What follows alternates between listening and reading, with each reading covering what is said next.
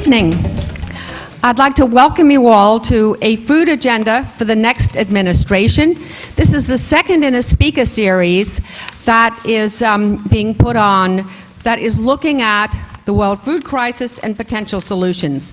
It's a speaker series that is sponsored by Agriculture and Metropolitan Regions, the Center for Global Metropolitan Studies, the Knight Program for Environmental and Science Journalism, and the Berkeley Institute for the Environment. So we'd like to really warmly welcome you here this evening. I'll talk briefly about Agriculture and Metropolitan Regions, which is a new program at UC Berkeley, which is looking at specifically food and agriculture systems as a very important framework to build resilient city regions that consider their food systems and agriculture systems equally important as looking at elements of their built environment. Another program that AMR is involved with is a project with the Sacramento Area Council of Governments, which has done an extraordinary job of their blueprint, which is an urban land use and transportation plan, and is now taking on, which is effectively a green print, really looking to understand their rural areas with the same degree of specificity and understanding, and we're collaborating on that with UC Davis, which is a great pleasure. I have a website here for those of you who are interested in joining the AMR Affinity Group, and you can sign up for this affinity group with a portal I'll read slowly, which is http://enviro.berkeley.edu/AMR. So by all means sign up. We're looking forward to putting on another session in November, which will be on the subject of local food sheds, this panel looking more at national policy. So tonight's panel is going to be really a conversation amongst our esteemed panelists. They're going to themselves look at the policies that are needed to establish, to develop a healthy food and agricultural system in the United States, not a modest order by any means. And then there'll be an opportunity for questions. So during the panel, in about half an hour, some students will hand out questions. We invite you to fill in your questions, and we'll give them to Judith to present to the panelists. I'd now like to introduce Cynthia Gorney. I'm getting confused with Judith Redmond over here, who is going to be our moderator this evening. Cynthia is with the faculty at the journalism school, where she joined the faculty in 1999 after a distinguished career that included the Washington Post, where she served as an award-winning national features writer. She also was the South American bureau chief and the first writer for the Post's style section based on the West Coast. She's the author of Articles of Faith, A History of Abortion Wars, and has written for many magazines, including The New Yorker, National Geographic, Harper's Sports Illustrated, New York Times Magazine, and for several others. And she's currently a National Geographic contributing writer and also a graduate of the University of California at Berkeley. I think tonight's subject of food is a really laden subject. It's a word that means much to all of us, and I think it's a word with a whole wide range of meanings. We were considering calling this a food and agriculture agenda for the next administration, because for many of us, food really encompasses agriculture. But we'll leave it here to the panel to discuss their own rich array of ideas. And so let me hand it over to Cynthia. Thank you so much.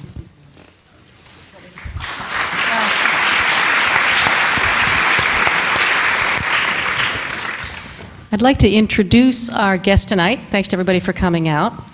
All the way on the right here, this is Mark Ritchie, who is the Secretary of State for Minnesota, who came here just for this today. He's going back at midnight tonight. He is the president of Roots for Change. I beg your pardon. He's the president of the Institute for Agriculture and Trade Policy, which Michael Pollan hastened to remind me is the most important NGO organizing on these issues around. To his left is Judith Redmond. I'm Cynthia, she's Judith, who is the co-founder of Full Belly Farms, which is in the Capay Valley. She is the president of the Community Alliance with Family Farmers, and the full-bellied, wonderful produce. Any of us in this audience who shop regularly at Star Market are familiar with it, as well as the local boxes that end up on our front steps. To Judith's left is our Michael Pollan, known, I'm sure, to most of the people in this audience, who's on the faculty of the Graduate School of Journalism and has become one of the leading voices, if not the leading voice, in the new national dialogue about food and agriculture policy. Michael is the author of The Omnivore's Dilemma, more recently In Defense of Food, and in particular with regard to tonight's conversation, has a big cover story coming out in the New York Times Magazine on Sunday, October 12th, which is actually a Dear Mr. President-elect letter, which he'll tell you more about this evening. To Michael's left is Michael Dimock. We have two Michaels tonight, who is the president of Roots for Change. They are the outfit behind the posters and the signing campaign going on out there, and they are organizing a statewide campaign with the modest goal of transforming the California agricultural and food system. Because you came the farthest, Secretary of State Ritchie, I'd like to ask you to start, and what the format we're going to follow this evening is I'm going to ask each of these four experts to talk a little bit about the same question. They're going to then have as free-wheeling a conversation as we hope they can have, and then we're going to open it up for a good 20 minutes at least, maybe a half hour, to questions, so that we'll try to get everybody out of here before 9 o'clock. The question I'd like you all to take on, for starters, is I'd like you to imagine that you have been summoned as the president, whoever he may be, decides to think about this new agenda. And my question to you, I guess, on behalf of the president-elect, is what are the most important issues on the new agenda with regard to food? And also, how did the work that you have been doing most recently in food policy lead you to believe this? So if you could start off. Great. Well, thank you, and thank you to everyone who worked to put this together and make this possible. I hope this is the first of many conversations about the new agenda, and I hope also we have a chance to get a lot more voices into this discussion. I've been thinking about this for a number of years because 20-some years ago I served in the office of the Secretary of Agriculture inside of my state of Minnesota, and it was a time of a tremendous crisis in agriculture, and there was a beginning of a process of beginning to debate what should be done about that crisis, and there were a lot of big rallies and demonstrations. There were, farm foreclosures where it ended with penny auctions and all kinds of things going on. But what was clear was that when people saw a crisis that affected their whole community, they got organized and began moving, and they began putting forward proposals and ideas, and the ideas came in from many streams, and the streams came together.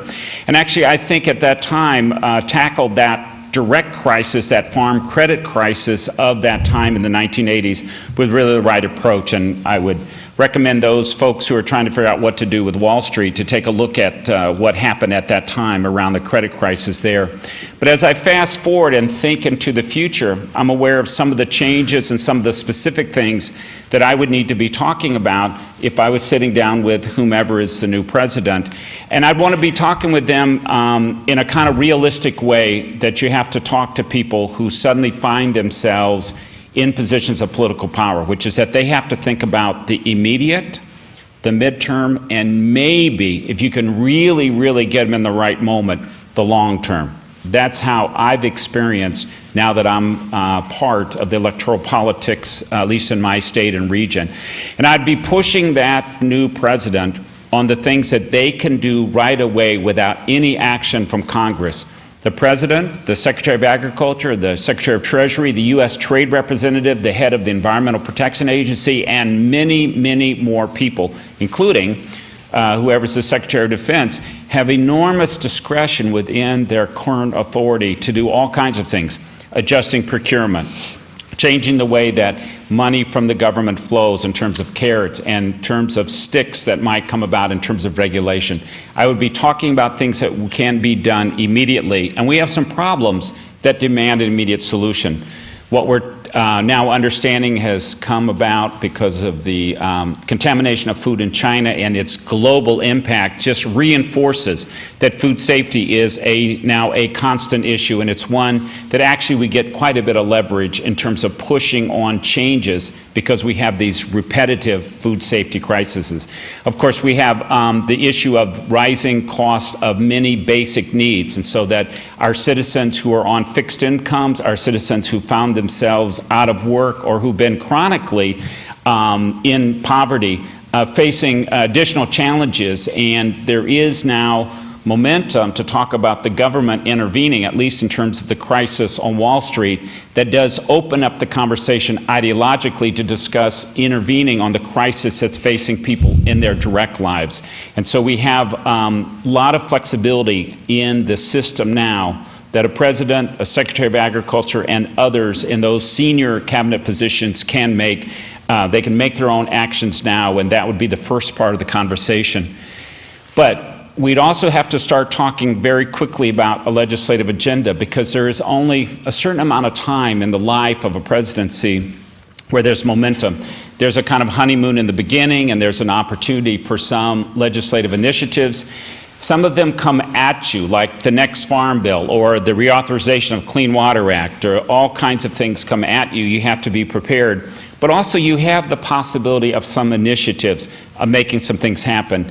The current energy that you have in California about addressing climate change issues, that energy will sweep the rest of the nation. It will help lift up some changes. That's the kind of thing that could be more medium term, and I'd like to be in that conversation. When I think long term, and I really am unfortunately very serious about how little opportunity there is to think and act in a long term, but perhaps the level of crisis that we're facing now on Wall Street, in the economy, in the climate, maybe these things add up to an opportunity to really think deeply and more long term. The thing that's on my mind is going back to actually a very old proposal about a global food security convention. We have free trade agreements, we have global environmental agreements, we have all kinds of global agreements. We've been asking for, and now we need to start to demand, a global food security agreement that puts food and food security front and center, makes it number one because it's part of the human right to food. And we need to move that agenda just like we moved the agenda around climate change in Kyoto, move the agenda around the law of the sea. We need to begin moving long-term something around a global food security agreement. I think there are other long-term things that we need to look at. There's certainly other medium-term things, and there's probably hundreds of short-term things. But I want to be pushing that president to be thinking in those three categories and then getting to see what would be within the realm of possibility as we go forward. Thank you. Judith? Okay, so when I will be talking to the president-elect, I think I would probably want to talk to them as a farmer, and a little bit about my background, which was that I became a farmer because I thought it would be a great way to work outside, which was something that I really like to do, and to grow really, really great food for my friends and family. That was many, many years ago, and what I found after becoming a farmer was something that one of the farmers that was in one of Michael's books wrote a book titled "Everything Good That I Want to Do Is Illegal."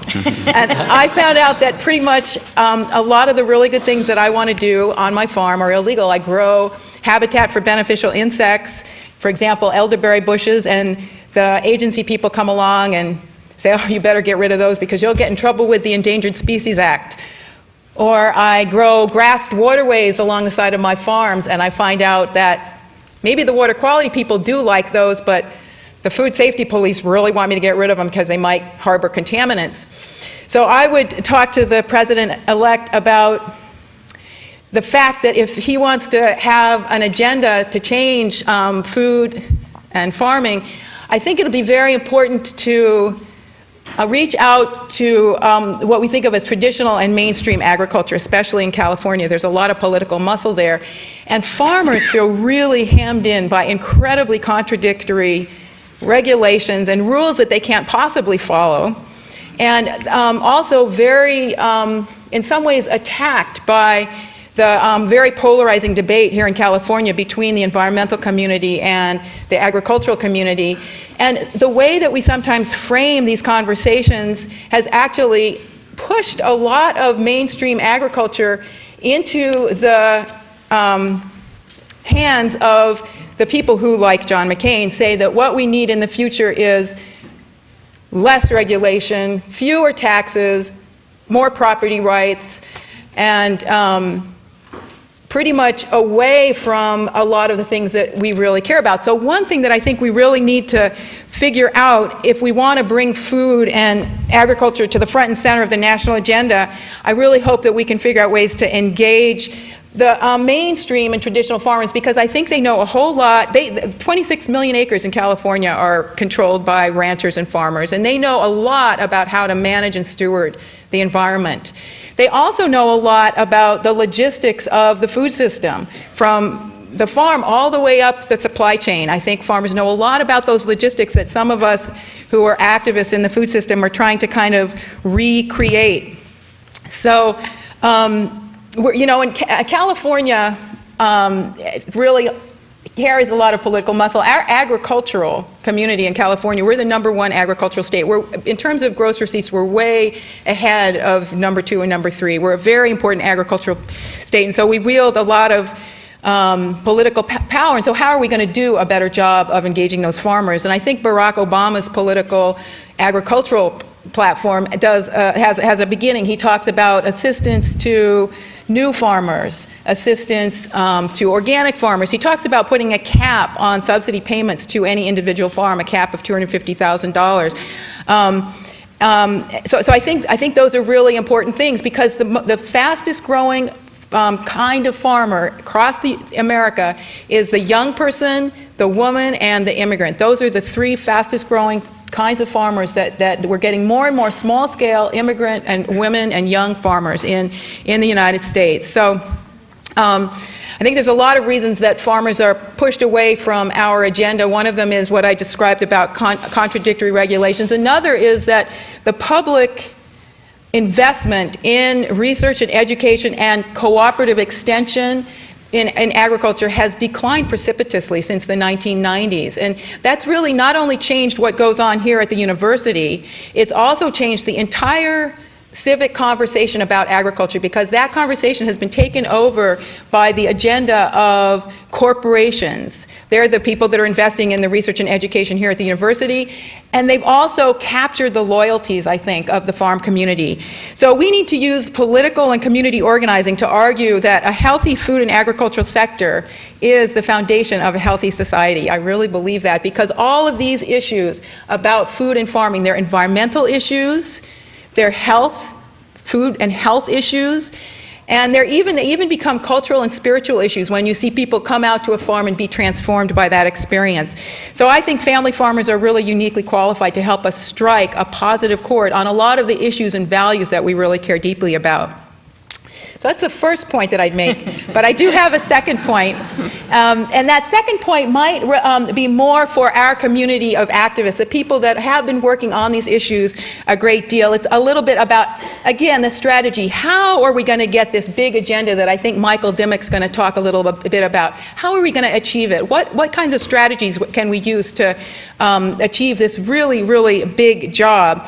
We kind of need a blueprint, because we're talking about something that's decentralized. We're talking about transforming not just the way people farm and the way people buy their food at the grocery store.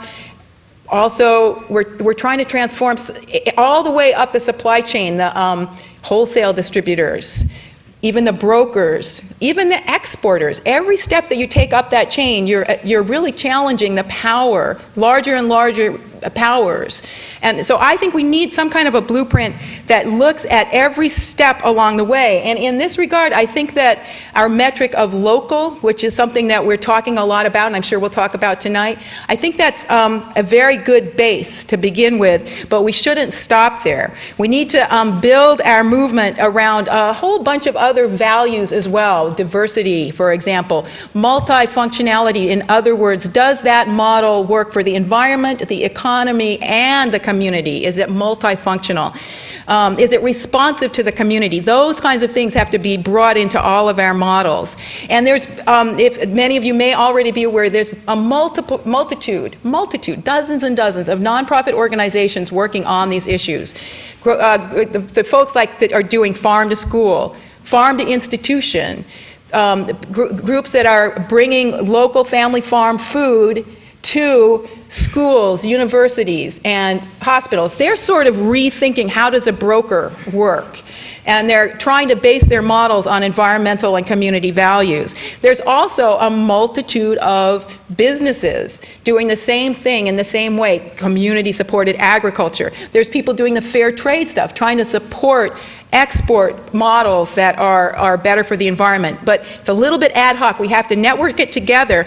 And I'm advocating that we view that campaign that's been very successful, Buy Fresh, Buy Local, as a base upon which we can build from the grassroots up to eventually challenge those businesses that really control our seeds, like Monsanto, our grocery cart, like Walmart, and the way that all of the foods that people all around the world eat, the rice, the wheat, the soybeans, all of those basic commodities are controlled by very few corporations like Cargill. So in terms of our message to the next administration, let's not shy away from policies that challenge this consolidation that's so evil for our food system. If Freddie and Fannie were too big and were underregulated, so are Cargill and Monsanto.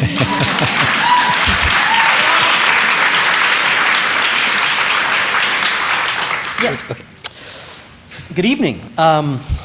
It's nice to be here. I'm going to jump right in and talk about what I think we could ask the next president to do. I think it's an exciting time for a new president to take office in light of what's going on in the financial markets. And I think actually that creates a perfect context to talk about, to actually begin a conversation with the next president. I think that the thing that's been occurring to me over the last several days, 2 weeks, is that what we've been watching in the financial markets really began a long time ago. If you look at the deregulation system that went on, or deregulation activity that went on beginning in the Reagan administration and through the Clinton administration, obviously in the Bush administration. But it became very apparent that there were problems beginning in about 2000 when the dot-com crash occurred. And then there were a series of incidents in the economic sector. There was Enron, then there was the failure of some hedge funds, then there was an increasing volatility in the market, and then now, and particularly in the credit markets. And now we're looking at this at a meltdown. I would posit that we are facing a very similar situation in the food system, that it's about the year 2000 right now, and that there are a perfect storm of things on the horizon that the next president has to be very cognizant of and take proactive action to avoid the same kind of crisis in the food system. And we had an indication of some of these things. For instance, the price of oil is the base of the food system's ability to deliver cheap food. We know that, right? Michael's written about it. Other people have written about it. The amount of corn that's produced in the Midwest, and all of it's based on oil. I had a very interesting conversation with a geneticist from Monsanto 2 weeks ago at UC Davis at a conference. The only thing we agreed on was that oil is the Achilles heel of the current food system. And it was a very interesting conversation. He said 10 years ago I realized everything that I'm working on could collapse because of the price of oil. And so that's going on. We have the foodborne illness, which Mark mentioned. We have obesity. We have the fact that many farmers in the state of California and in other parts of the country are going broke. Very few are actually making it. And we have communities in the country that are starving, basically, are malnourished.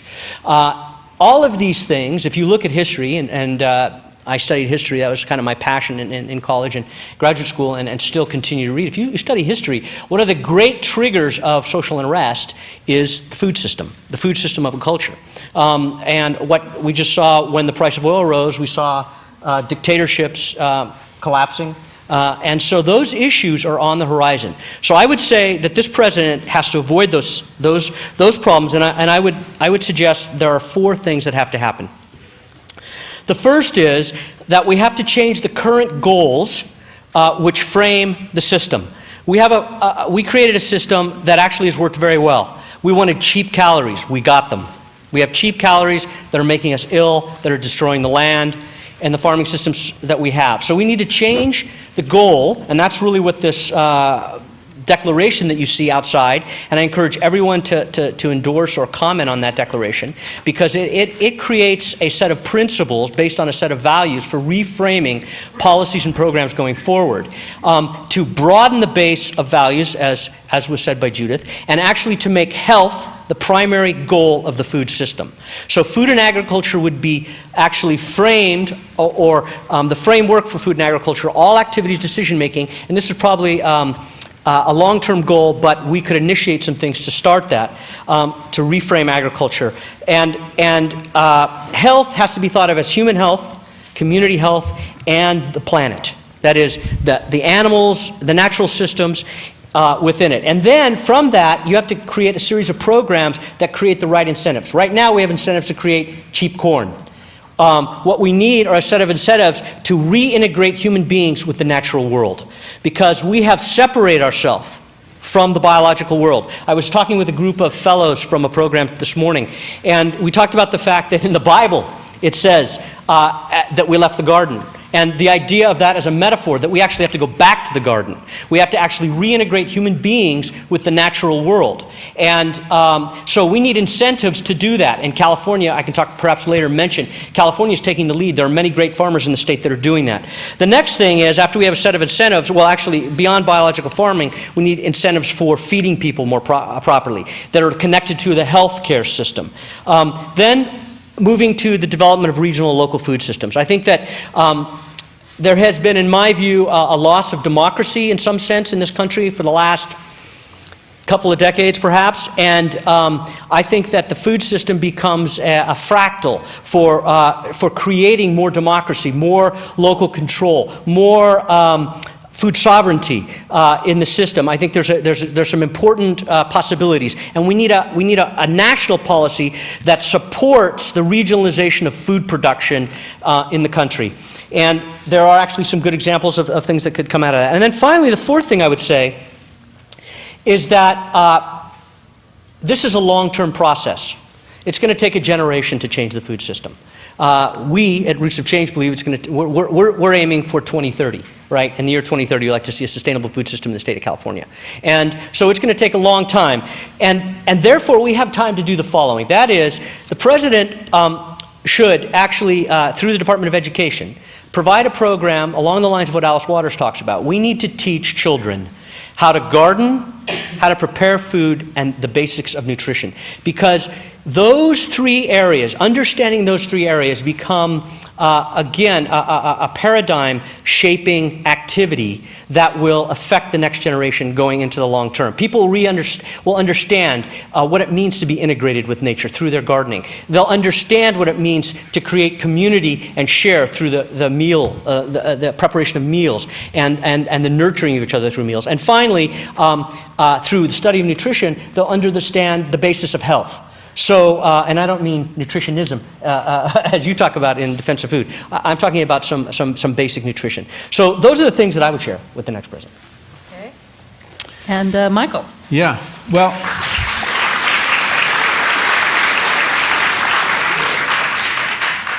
I'm going to try to offer a little synthesis, because I agree with a lot of what I heard here. And as a journalist, I think that's what I can bring to this conversation.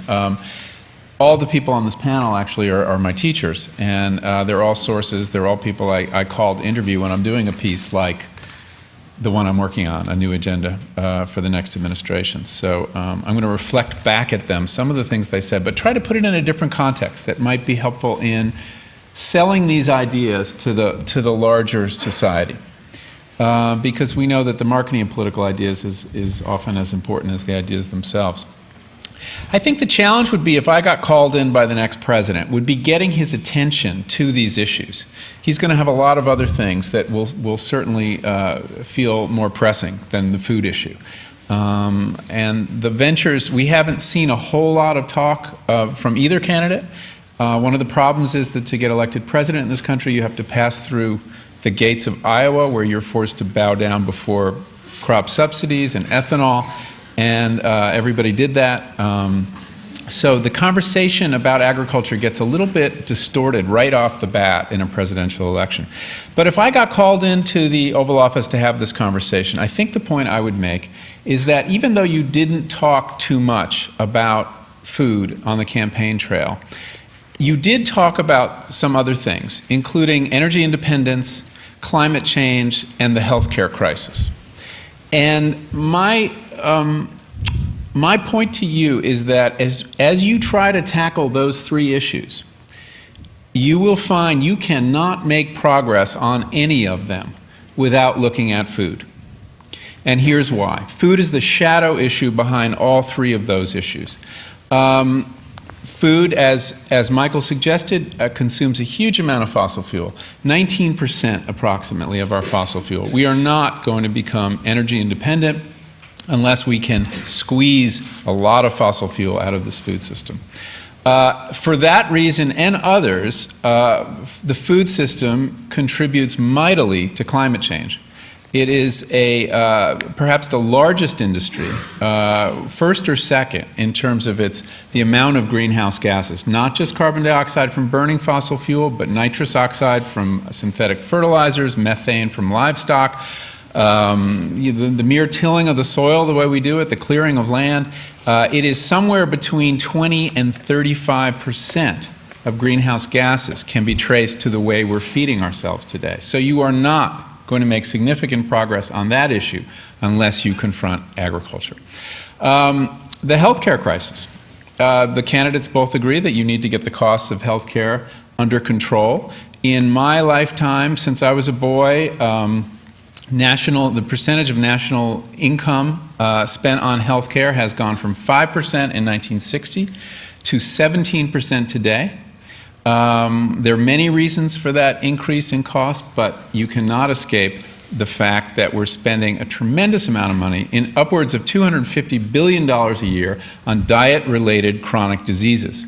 So unless you confront the catastrophe that is the American diet, you are not going to get healthcare costs under control. So that's how I would start the conversation, to make the president understand that in the medium and the long term, unless you deal with food, you're going to have trouble dealing with the rest of your agenda. I would also make the point that the problem and the solution to all three of those issues, can be put under a single umbrella.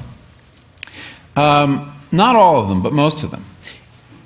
To the extent we can take the food system off of this diet of fossil fuel that it is reliant on, and put it back on a diet of contemporary sunshine, to the extent we can re-solarize the food system, we will cut down on the energy use, we will dramatically cut down, and not just mitigate greenhouse gases, but actually have an agriculture that can be part of the solution, because we can use our 700 million acres of crop and rangeland to actually sequester huge amounts of carbon, up to 14% according to a Pew Commission study.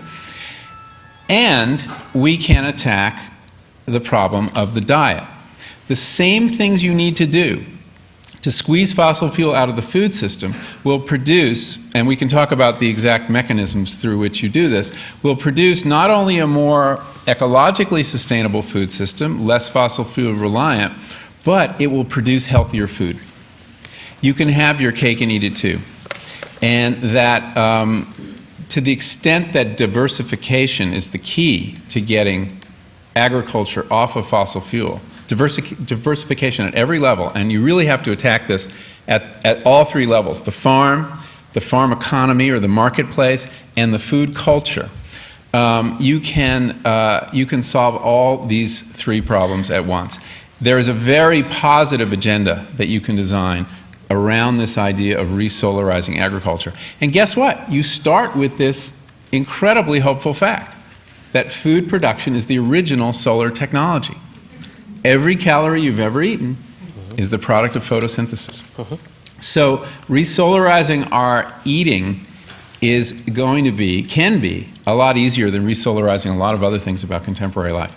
So as we go on, we can talk about a little bit of what you have to do at each step of the way to push this agenda. But I would organize it around that idea, a sunshine agenda for the next administration. Has any of you been tapped yet for Secretary of Agriculture? Or for, I mean, I'm actually... Well, Mark is on some short lists. I'm asking this in a serious manner. I'm wondering whether you have served as an advisor to the campaign on some of these issues and whether you've gotten feelers. Well, I'm running the elections in Minnesota, so I stay away from all the campaigns.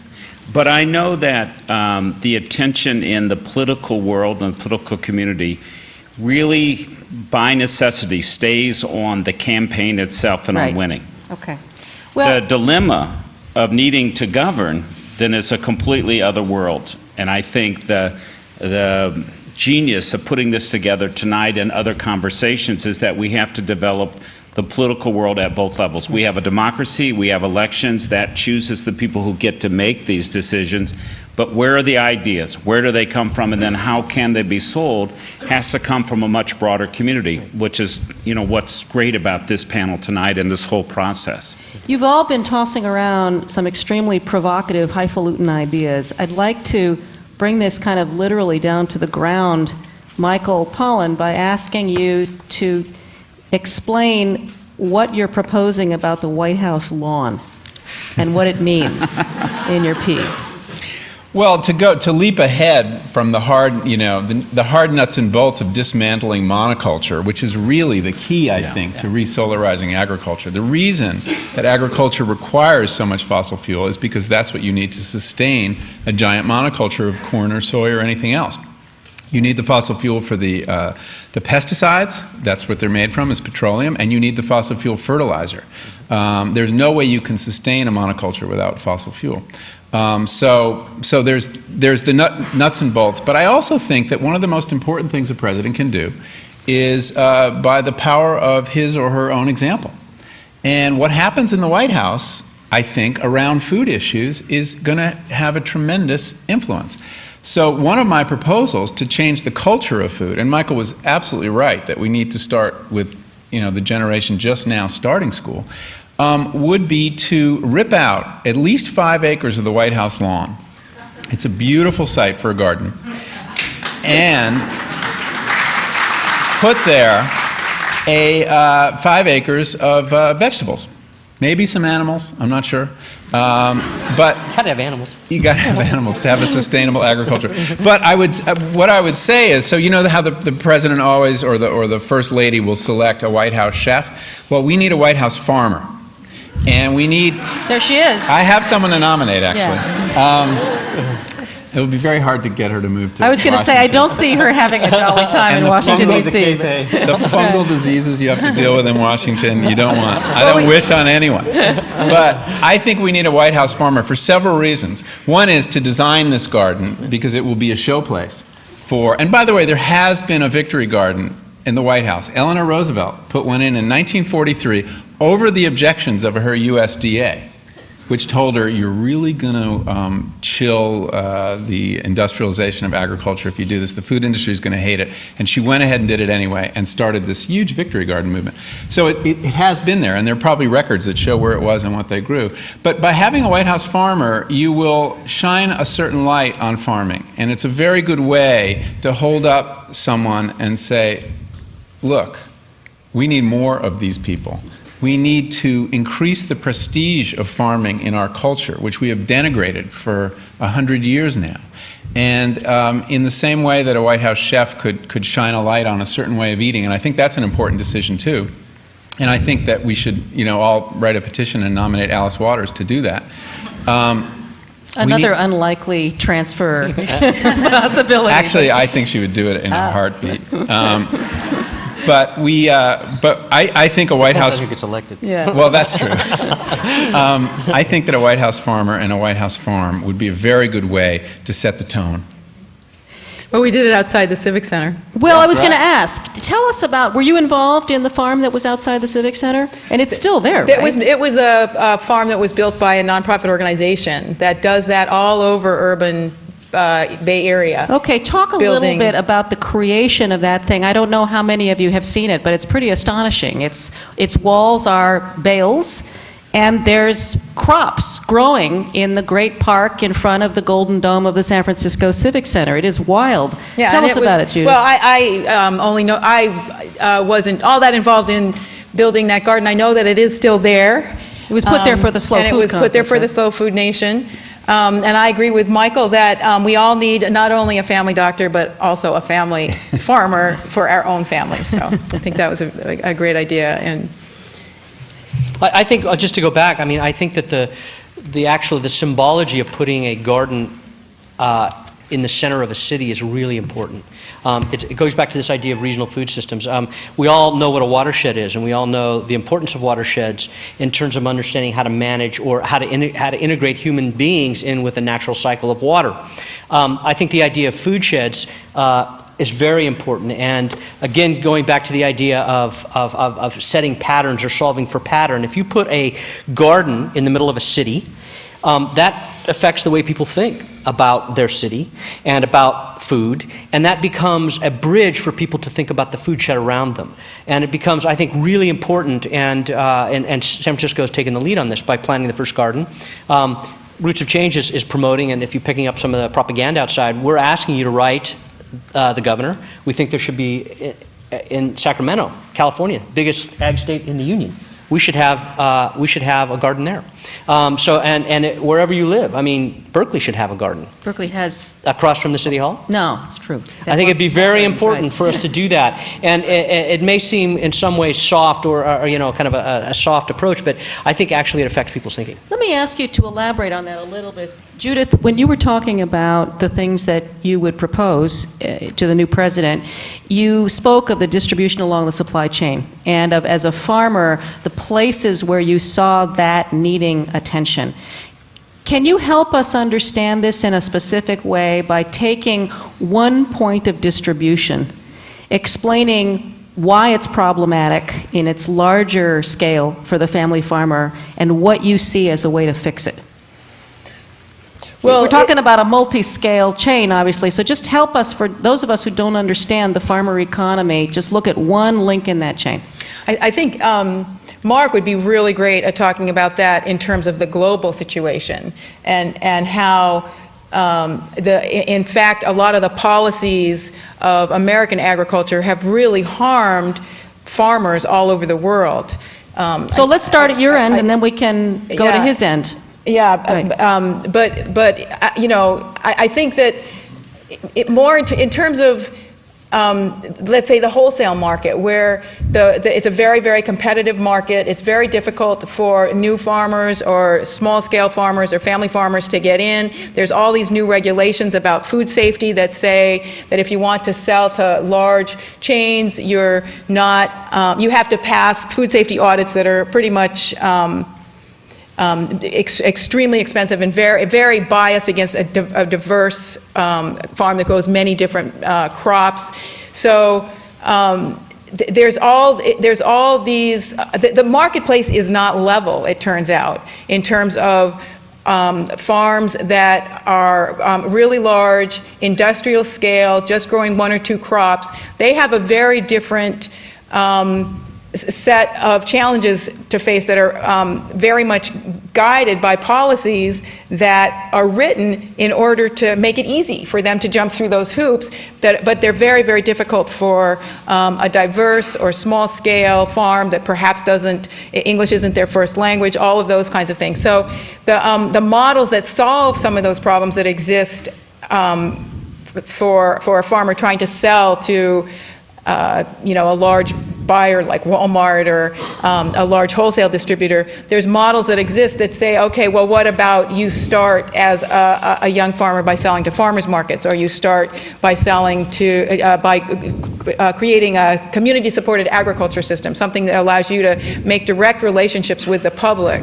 So I feel like we've really achieved some models that help at that level, and there's also wholesale distributors and people at other levels sort of attempting to change the playing field so that it is more level across the board in terms of these issues. But I think that we need to knit those networks together so that we even can challenge the situation that's really in the Walmarts and the Cargills and the Monsantos, the folks that are really making those policies, just so that our industrial food system is the dominant one. Well, let me ask you the same question, really in your hat as someone who understands policy now at the state and government level, particularly. You're not exactly in charge of agriculture, but you see what things look like from the state level. As an outsider, some of us who are not that familiar with your issues may be hearing you guys arguing simultaneously for more and less regulation. And so help us understand that. If I were a Cargill defender listening to Judith, I imagine the first thing out of my mouth after what she just said would be, apart from the health issues generally about obesity and things like that, we have the safest food system in the world. We don't have outbreaks like the milk contamination in China. And this is why, how can you be arguing that this food system should be tinkered with so that you can get stuff through that hasn't been adequately checked? Mark? Well, I think I want to address your question, and then I want to talk a little bit about one aspect of that global chain and how we interact, because the thing that's, in a kind of public education sense, great about this terrible, terrible disaster in China is, in fact, because we have globalized the system, then when greed creates illegal and, in this case, deadly behavior on the part of manufacturers, it then goes global. And we have those products in the United States right now. Now, we've dismantled our import testing procedures. I think we're below 2%. We may be below 1% of imported foods being tested. So essentially, we just let anything in. And with the free trade agreements that have been negotiated, we've really taken away the ability to stop and label things at any kind of significant level. So this globalization means that when a corrupt or greedy business person any place on the planet decides to put a poison inside of a food product, it's done at such a scale now that it will become a global problem very quickly.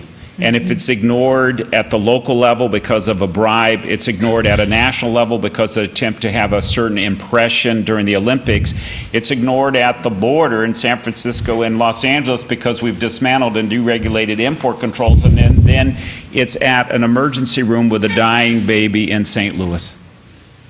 And when the dying babies are a mechanism of regulation, we've lost our way as a society. We've lost our core values as a culture, and that's where we are.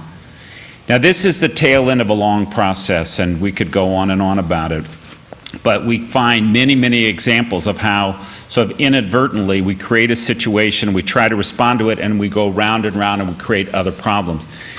During the Vietnam War, the United States essentially took over the job of producing rice for the people of South Vietnam, and we built up a huge rice production capacity and a rice milling capacity, mostly in California, although Texas, Arkansas, very big, Mississippi, even less. But after the war and the Vietnamese took over their own production and became their own society, rice farmers in California, all of the United States, faced very low prices, a very terrible situation. In the midst of trade negotiations, you have the Japanese auto companies, Honda and Toyota, wanting to keep dumping more and more cars into the United States. The United States is starting to resist. They're starting to ask questions about manipulation of currency and all of those sorts of things. Then the Honda and the Toyota people go to the Japanese government and say, look, you're negotiating trade deals with the United States. We don't want any restrictions on our ability to dump cars into the United States. We want you to trade off our rice farmers in Japan as a concession to keep this ability to dump cars. The Japanese government is under tremendous pressure from the rice farmers. They're under tremendous pressure from their auto industry. They crack and they agree with the United States. If you let us keep dumping cars, we will let you sell rice to Japan. And so they signed that in a global trade agreement. Japan is forced to import a portion of its rice. Well, when Japan imports 1%, 2%, 5%, 10% of their rice, it is a tremendous quantity of rice. And guess what? It's cheaper to get it from Bangladesh, from Pakistan, from Vietnam, than from California. All of a sudden, Japan is forced to buy rice from overseas. It buys it from countries who rice is the only staple food. It drives up the price to the local person in Bangladesh, in Pakistan, and Vietnam. It creates a crisis for farmers who grew rice in Japan who suddenly have lost their market, crisis for poor people and rural people and urban people in the countries of Southeast Asia who've had their rice taken away and taken in to Vietnam, and no change for the situation of the farmers in the United States who were put into this terrible spot because of our military and foreign policy during the Vietnam War era. So you can create and you can see over time the intersection of these things. And when you have trade agreements that take away the power of governments to make adjustments, to adjust and move things around, and then when you create an ideological barrier to actually responding to issues of health, famine, and hunger, then you kind of tie your hands behind your back and say, there's nothing that I can do. And when that baby dies in that hospital in St. Louis, when those villages in southern Mexico or in Bangladesh have famine and people begin to fall over, then the conversation changes. And I think we've reached that stage now again where we can have a conversation, but it's because we've reached a new crisis, and that crisis has very specific people that we can point to and say, this is a broken system. Well, what do you do about that at the presidential level? And two-headed question, and whichever one of you wants to jump in on this first, tell us a little bit about what you've seen in the actual agendas of each of the parties that gives you a sense of what they would do. Well, I'll say that, first of all, I think others have said it, but neither of the candidates are talking about the food system. They're not talking about it. Energy is the closest they get, basically, and there have been a few comments. I think Obama used the word farmer in his acceptance speech at the convention, but that was the only thing that I've heard. So, here's the other piece that I think is evident in his campaign, at least. The idea of a more consensus building approach to problem solving.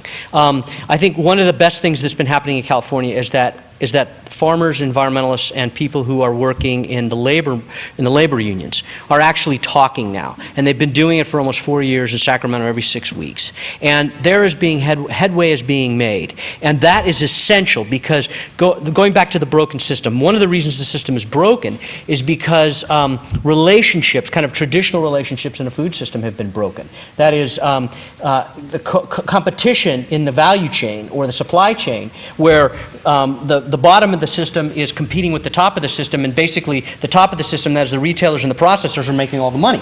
So what you have is people within the system fighting each other. And so they're weakening each other in that competition. So that's a problem. And I think that, so there need to be conversations, there needs to be an approach within the food system where the players in the food system approach it more in a way where they're thinking of the whole, where all of them can benefit from a different way of operation. Michael P., what do you see?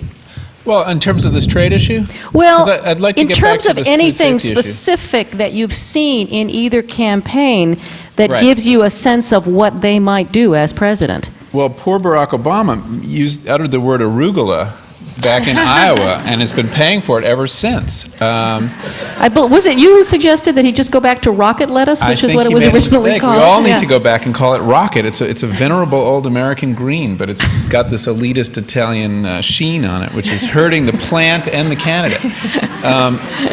Hurting the plant's feelings. There are reasons having to do. It's funny. Food is a very touchy issue. Food is about identity, and food is about class. And I think that it's very difficult for political candidates to talk about it. I mean, there was a whole discussion about the Obamas were ate organic, and Michelle talked about that in a profile in the New Yorker. And in large parts of the country, this is regarded as a bad thing. It is regarded as a Much bad worse than thing. moose. Yeah. What? Sorry? Moose. Moose. There you go.